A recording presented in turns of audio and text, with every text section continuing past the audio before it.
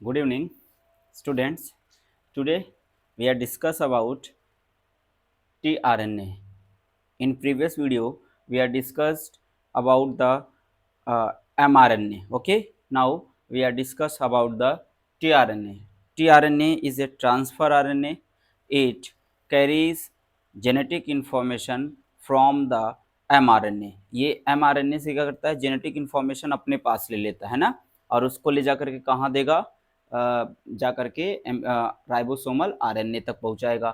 ये ribosomal RNA तक खुद जाते हैं, ठीक है ना।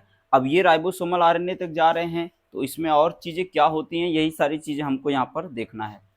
तो टीआरएनए क्या है, एक स्मॉलेस्ट आरएनए है, ठीक है ना, ये सबसे स्मॉलेस्ट आरएनए है। दूसरी चीज़, ये टोटल आरएनए का कितना, लगभग अप्रॉक्सीमेटली 10 to 15% पाया जाता है टोटल आरएनए का, ठीक है ना। इसका जो मॉलिक्यूलर वेट होता है ये 25,000 टू लेकर के कितना 40,000 डाल्टन तक क्या होते हैं, इसके मॉलिक्यूलर वेट होते हैं। इसके बाद ये क्या है, यही एक ऐसे क्या है आरएनए हैं जो क्या है सॉल्युबल होते हैं। क्या होते हैं, सॉल्युबल। अगर हम इनको Na सोल्यूशन में क्या करें, 1 मोलर Na सोल्यूशन में क्या करें, डिसॉल्व करें तो ये आसानी से क्या हो जाएंगे, डिसॉल्व हो जाते हैं, ठीक है ना। इसीलिए इनको हम बोलते हैं सॉल्युबल आरएनए और एस आरएनए, सॉल्युबल आरएनए और एस आरएनए कहते हैं। It is also called as adapter RNA because it carries amino acid. It carries amino acid to the it carries amino acid to the site of protein synthesis. To the site of protein synthesis. ये amino acid को carry करता है और protein synthesis के site तक क्या करते हैं, पहुंचाने का काम करता है।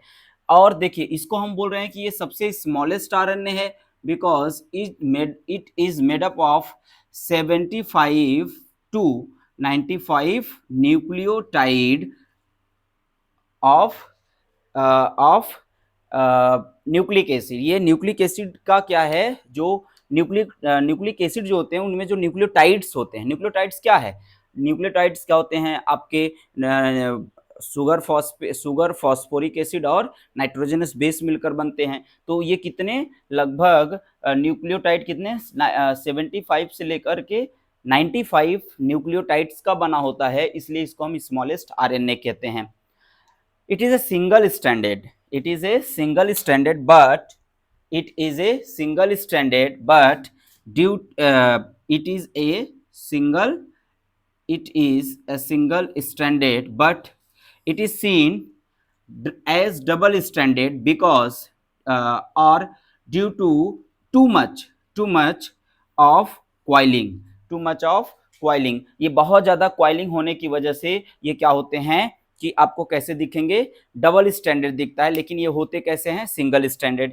जैसे आप क्या करिए, क्या करिए, थ्रेड को ले लीजिए और दोनों थ्रेड को ऐसे लटका दीजिए, ठीक है ना। लटकाएंगे तो आपको दो दिखेगा, है एक ही थ्रेड। अगर एक थ्रेड ले लीजिए उसको ऐसे फैला दीजिए, पूरा फैल जाएगा, फिर उसको लटकाएंगे तो आपको दो दिखेगा। सेम कंडीशन यहाँ पर टीआरएनए का होता है। टीआरएनए होते तो सिंगल स्टैंडर्ड है, लेकिन ड्यू टू मच क्वाइलिंग, बहुत ज्यादा ये क्या होते हैं, क्वाइलिंग होने की वजह से कैसे दिखते हैं, डबल स्टैंडर्ड दिखते हैं, होते हैं सिंगल स्टैंडर्ड। देखिए टीआरएनए के पास क्या होता है, कुछ अनयूजुअल बेसेस होते हैं, क्षार जिसको हम कहते हैं, वो होते हैं एसिड और बेस जानते हैं, वही बेसिस पाए जाते हैं, ठीक है ना। वो बेसिस क्या होते हैं, अनयूजुअल। यहाँ पर ये ऐसे होते हैं, इनका कोई यूज नहीं होता। इनका कोई यूज का मतलब यहाँ पर हाइड्रोजन बॉन्डिंग इनसे जुड़ती नहीं है, क्योंकि आपको देखे थे कि जो हम पीछे डीएनए पढ़े थे या आरएनए पढ़े थे, तो वहाँ पे जो क्या थे, एडेनिन, ग्वानिन, थाइमिन और यूरेसिल, थाइमिन था, और क्या थे, एडेनिन, ग्वानिन और थाइमिन एंड यूरेसिल था। सॉरी, यूरेसिल नहीं था, वहां पे क्या था, ग्वानिन। आपका चार थे वहां पर, पहला आपका क्या था, एडेनिन, दूसरा ग्वानिन, तीसरा थाइमिन और चौथा साइटोसिन। लेकिन इनके अलावा जो ये डीएनए में थे और आरएनए में वही देख लेंगे, आरएनए में एडेनिन, ग्वानिन, साइटोसिन और यूरेसिल, थाइमिन आरएनए में नहीं पाया जाता। तो ये जो चारों नाइट्रोजनस बेसेस, जो बेसेस पाए जाते हैं आरएनए में, वो आरएनए में उस बेस के अलावा तीन और अनयूजुअल बेसेस पाए जाते हैं। पहला जो है उनको हम बोलते हैं स्यूडो यूरेसिल। पहले को क्या बोलते हैं, स्यूडो यूरेसिल। दूसरे को बोलते हैं इनोसिन और तीसरे को बोलते हैं डाईहाइड्रोयूरिडीन। डाईहाइड्रोयूरिडीन, अभी इसका यूज आगे आएगा तो हम आपको बताएंगे। देखिए, अगर हम बात करें कि स्ट्रक्चर ऑफ टीआरएनए, तो कहेंगे structure of tRNA, the clover leaf model is the best for the better understanding of tRNA. TRNA को समझने के लिए क्लोवर लीफ मॉडल जो है वो सबसे अच्छा क्या है, मॉडल है, सबसे अच्छा तरीका है किसको, टीआरएनए को समझने के लिए। ठीक है, टीआरएनए का ये जो मॉडल था, क्लोवर लीफ मॉडल, इस मॉडल को देने वाले साइंटिस्ट थे, जो विद्वान थे, उनका नाम था रॉबर्ट हॉले। इन्होंने इस जो क्या था मॉडल था उसको प्रपोज किया था 1965 में। तो आइए let's start the structure of tRNA by the clover leaf model. हम इसको देखते हैं क्लोवर लीफ मॉडल में। देखिए, जो इसका क्या होता है फर्स्ट स्टेप में, या हम जो इसका पहला आर्म कहते हैं, वैसे तो आप देखेंगे इसमें तीन ही क्या होता है, मेन आर्म होता है, 1 2 3। कितने होते हैं, तीन ही आर्म होते हैं। एक को हम बोलते हैं राइबोसोमल बाइंडिंग साइट, दूसरे को बोलते हैं एंटीकोडॉन बाइंडिंग साइट, और तीसरे को बोलते हैं क्या, डाईहाइड्रोयूरिडीन साइट, या इसको हम बोलते हैं amino acyl synthetase binding site. ये मुख्यतः तीन, और इन्हीं तीन का काम भी होता है। इसके बाद एक क्या होते हैं इसमें, जो इसका क्या होता है, जहां से ये आपको धागे नुमा संरचना मैंने बताया, ऐसे करके देखेंगे, वहां पे क्या होता है, देखिए ये 5 प्राइम इंड और ये 3 प्राइम इंड। जो 5 प्राइम इंड होता है, इस 5 प्राइम इंड से ग्वानिन जुड़ता है, और जो 3 प्राइम इंड होता है उससे एडेनिन साइटोसिन जुड़ता है। यहाँ पर क्या होते हैं, OH फंक्शनल ग्रुप पाया जाता है, OH फंक्शनल ग्रुप पाया जाता है। यहाँ पर आकर के क्या होते हैं, इसको हम बोलते हैं क्या, activated amino acid attachment site. यहाँ पर एक्टिवेटेड जो एमिनो एसिड होते हैं वो क्या होते हैं, आकर के अटैच होते हैं। ठीक है ना, क्यों, क्योंकि जो एमिनो एसिड हैं वो एमिनो एसिड अभी इनएक्टिव फॉर्म में क्या है, पड़ा हुआ है। उस एमिनो एसिड को कोड करने के लिए पहले उसको क्या करना पड़ेगा, एक्टिवेट करना पड़ेगा, और वो एक्टिवेट करने का काम हमारा टीआरएनए करेगा। ठीक है ना, तो देखिए इनमें, इनको जो आपको ये दिख रहा है और ये दिख रहा है, ठीक है ना, ये और ये, इनको हम बोलते हैं स्टेम। इनको हम क्या बोलते हैं, स्टेम। बीच बीच में जो आपको ये रेड कलर से ये सब दिख रहे हैं, ये हाइड्रोजन बॉन्डिंग है। ठीक है ना, अब ये हाइड्रोजन बॉन्डिंग है, इसमें क्या होता है, जो हमारा पहला लूप है, ठीक है ना, पहले लूप को हम बोलेंगे क्या, पहले लूप को बोलेंगे हम राइबोसोमल बाइंडिंग साइट। ये अपने इस आर्म से, राइबोसोम के आर्म से क्या होता है, जो सब यूनिट होते हैं उससे क्या होता है, बाइंड होता है। कौन, जो हमारा क्या है, टी साइन सी लूप है, इसको हम टी साइन सी, थाइमीन, यूरेसिल, और ये हमने आपको बताया 3 अनयूजुअल बेसिस होते हैं, स्यूडो यूरेसिल। तो यहाँ पर पहला जो लूप है ये स्यूडो यूरिडीन यहीं पर क्या होता है, पाया जाता है। ठीक है ना, कौन सा, जो आपका स्यूडो यूरेसिल है, यहाँ पर देखिए स्यूडो यूरेसिल। ठीक है ना, स्यूडो यूरेसिल, ठीक है ना, स्यूडो यूरेसिल यहाँ पर पाया जाता है। अब क्योंकि यहाँ पर हाइड्रोजन बॉन्डिंग नहीं होती, इसलिए यहाँ पर लूप बन जाता है, और जहां पर हाइड्रोजन बॉन्डिंग होती है वहां पर लूप नहीं बनता, वहां पर स्टेम का फॉर्मेशन हो जाता है। ठीक है, ये पहला समझ में आ गया। ये क्या है, सीधी बात, ये क्या है, ये यहाँ से आकर के राइबोसोम से यही क्या होता है, जो साइट है वो जुड़ता है। ठीक है, इसीलिए इसको हम राइबोसोमल बाइंडिंग साइट कहते हैं। यहाँ पर लूप पाया जाता है, उसको हम बोलते हैं thymine, cytosine and pseudo uracil loop कहते हैं। यहाँ पर टीआरएनए ही ऐसा है जिसके पास थाइमीन होता है, ये एक्सेप्शन है, नहीं तो थाइमीन किसी आरएनए के पास नहीं होता। यही ऐसा है लूप है जहां पर आरएनए के पास क्या है, थाइमीन है और साइटोसिन भी है। ठीक है, इसके बाद जो हमारा दूसरा, ये आपका हो गया क्या, सेकंड हो गया। ये आपका मैंने बताया ये क्या है, फर्स्ट है, ये आपका सेकंड हो गया। अब हम आते हैं अपना थर्ड, जो हमारा क्या है, anticodon binding site. Anticodon binding site में भी लूप पाए जाते हैं। इन लूप को हम बोलते हैं इनोसिन। जो हमारा सेकेंड लूप है इसको देख लीजिए, इनोसिन कहां पर पाया जाता है, जो एंटीकोडॉन बाइंडिंग साइट है वहां पर क्या पाए जाएंगे, इनोसिन पाया जाता है। इसको हम एंटी कोडॉन साइट इसलिए बोलते हैं क्योंकि देखिए जितना भी जेनेटिक कोड होते हैं, ठीक है ना, ये ट्रिपलेट होते हैं, 3 के संख्या में होते हैं। अभी आगे हम जेनेटिक कोड पढ़ेंगे, ठीक है ना, जेनेटिक कोड पढ़ेंगे तो वहां पर हम आपको बताएंगे कि जेनेटिक कोड क्या होता है, ये क्या करते हैं, ठीक है ना, ये सब अभी इसके बाद जब हम आरआरएनए पढ़ लेंगे उसके बाद हम जेनेटिक कोड पढ़ेंगे, ठीक है। तो ये क्या है, जो जेनेटिक कोड है वो एमआरएनए के पास जेनेटिक कोड होते हैं, ठीक है, ये बात हमेशा याद रखेंगे।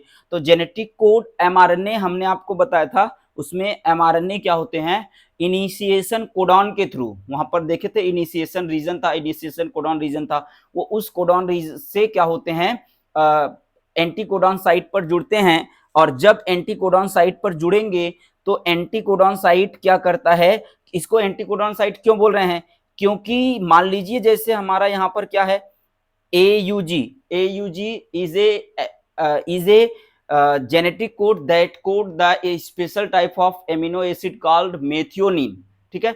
अब ये क्या कर रहा है, इसको एंटी कोडॉन, तो इसी का उल्टा मींस कंप्लीमेंट्री जेनेटिक कोड बना देगा। ए आपको पता है किसके साथ, क्योंकि यहाँ थाइमिन है नहीं तो यूरेसिल के साथ जुड़ेगा, यू किसके साथ जुड़ेगा, एडेनिन के साथ जुड़ेगा, और जी आपको पता है साइटोसिन, तो इसी का कंप्लीमेंट्री बना दिया, ठीक है। अब कंप्लीमेंट्री बना दिया तो ये बताइए यहाँ पे कौन सा है, यहाँ पे ये एमिनो एसिड AUG किसको कोड कर रहे हैं, किसको कोड कर रहे हैं, ये कोड कर रहे हैं आपके किसको, मेथियोनिन को। तो बताइए जब यहां पर मेथियोनिन को कोड करेंगे तो मेथियोनिन क्या होगा, इस वाले लूप से क्या करेंगे, इसमें देखिए ये क्या है, amino acid amino acyl synthetase, this is a protein, this is a enzyme, this enzyme recognise and activate the amino acid, कौन, amino acyl synthetase is a amino acid that recognize and activate the amino acid, and this amino acid are attached to the activated amino acid attachment site, और यहाँ पर आकर के क्या हो जाएंगे, जुड़ जाएंगे। जैसे मान लीजिए यहाँ पर AUG क्या हुआ, आकर के जुड़ गया। AUG क्या है, इसको हम इनिशिएशन कोडॉन भी कहते हैं, और ये क्या करता है, मेथियोनिन को कोड भी करता है, ठीक है। अब मेथियोनिन को कोड करता है तो इस मेथियोनिन को एक्टिवेट कौन करेगा, ये करेंगे, यहाँ पर जैसे जुड़ा है तो ये क्या करेंगे, एमिनो एसाइल सिंथेटेज जो बाइंडिंग साइट है, यहाँ से क्या हो जाएगा, एमिनो एसिड आकर जुड़ेगा, और ये एमिनो एसिड क्या करेंगे, एमिनो एसिड को एमिनो एसाइल जो सिंथेटेज एंजाइम है, ये एंजाइम एमिनो एसिड को रिकॉग्नाइज करेगा, पहचानेगा और उसको एक्टिवेट कर देगा, और वो मेथियोनिन यहाँ पर आके क्या हुआ, जुड़ गया। मेथियोनिन यहाँ पर आकर क्या हुआ, मेथियोनिन यहाँ पर आकर जुड़ गया। अब ऐसे ऐसे बहुत सारे क्या होंगे, एमिनो एसिड जब जुड़ते चले जाएंगे तो वही एमिनो एसिड क्या होगा, पॉलीपेप्टाइड चेन का फॉर्मेशन कर लेगा, और जैसे पॉलीपेप्टाइड चेन का फॉर्मेशन होगा वो प्रोटीन का फॉर्मेशन कर लेंगे, और मेटाबॉलिक प्रोसेस आगे स्टार्ट रहेगी, ठीक है। तो ये वाले भी क्लियर हो गए, इसको हम एंटी कोडॉन साइट बोलते हैं।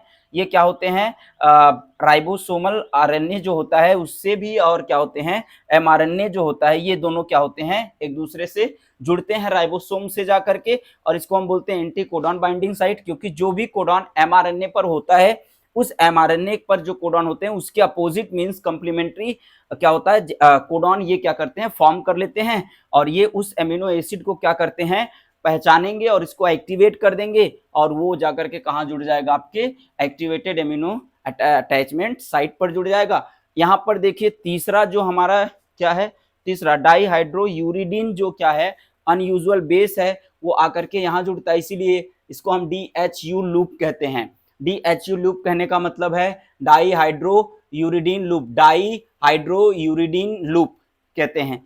ये पूरा आपका था क्या, पूरा का पूरा था tRNA के बारे में। ये अच्छे से आप एक बार वीडियो को, अगर नहीं समझ में आता है तो आप वीडियो को एक बार अच्छे से क्या करेंगे, पुश करके और उसको पॉज करके देखेंगे, आप पीछे फिर करके स्टे करिए और बार बार देखिए, 100% आपको समझ में आएगा, ठीक है। तो चलिए आज हमारा क्या हुआ, एक और क्या हुआ, टॉपिक क्लियर हो गया क्या, tRNA ट्रांसफर आरएनए। अब हम आगे पढ़ेंगे आपका rRNA। तो मैं आशा करता हूँ ये वीडियो आपको बहुत ज़्यादा समझ में आएगा, और आपको क्या करेगा, ये इनकरेज करेगा, आपका कॉन्सेप्ट क्लियर होगा। अगर आपका कॉन्सेप्ट क्लियर होता है तो आप कमेंट करिए और वीडियो को लाइक करिए और बच्चों को शेयर करिए, जो क्या करते हैं फीस देकर नहीं पढ़ पाते हैं, ठीक है ना। हम ये नहीं कह रहे हैं कि हम पढ़ाएंगे तो आप नीट क्वालिफाई कर जाएंगे, लेकिन इतना ज़रूर कह सकते हैं कि आप पढ़ेंगे तो आपका कॉन्सेप्ट क्लियर होगा, तो चीज़ें आप जब और आगे तैयारी करेंगे तो ये आपको बहुत हेल्प करेंगी, ठीक है ना। Wish you all the best, thank you.